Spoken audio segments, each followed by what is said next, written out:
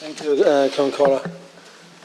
Minister, tonight in Ballinety in County Limerick, there's a meeting being held by concerned citizens in the area over a plant like this that's suggested in a disused quarry in Ballinety in County Limerick.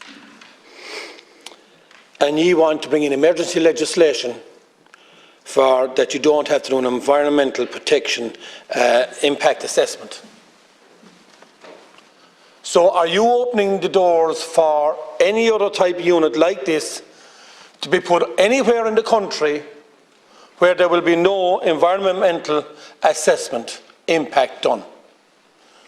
If I build a house tomorrow morning, there's an environmental impact study done. If I'm a farmer tomorrow morning and I want to build and do a slurry tank, there's an environmental impact assessment done. But if you want to build a big gas unit or put in big, huge diesel generators, no, we don't have to do that. I said here, must be 2 years ago now, a year and a half ago definitely, and I mentioned Fawcett Circus. And it was a big laugh at the time. My God, we could put a show on the road with the amount of stuff that's gone on here. Going around in circles. You could actually do a sellout and you'd probably make enough money to cover the increases in the energy costs in this country with the type of farcical things that you bring in front of us. You put every business in this country, every person and householder in this country under financial pressure. You close down Shannon Bridge and Lanesborough, sell the equipment, and now, lads, we have to bring in emergency legislation because we haven't got enough power. If you were a business, a self-employed business, and you made a decision like that as a director, you'd be gone out the door. You'd be fired on the spot. But no, you can just do it like this. We made a mistake, lads, but we're going to cost the taxpayer more money now for more electricity. Minister, I must ask you, do you know how much it costs per megawatt hour to produce electricity in this country? €50. Do you know what they're paying out in October 2022?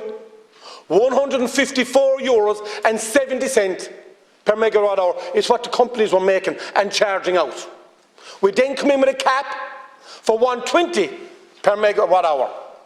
That's still 140% profit is being made on the back of every man, woman and child and business person in this country, along with the taxes that go on top of it. It's an absolute, do you know something? It's beyond words how you can actually sit here and look at this. What is the problem in this country? And you come out with grants. The grants for your house for solar panels is maximum 6 kilowatt. I have people that come and said, we want to put on 20 kilowatt because we will be able to help the country. No, you can only apply for the grant on a maximum of 6 kilowatt. We have people that have CHP units that can actually provide their own electricity, and if there's an overspill, they'll send it back to the grid. The power companies are telling them no overspill back onto the grid. Why? Because the grid can't take it. Infrastructure, our ESB infrastructure, our sewerage infrastructure and our water infrastructure has never been invested on. But now you come on with these ideas that we're going to run diesel generators.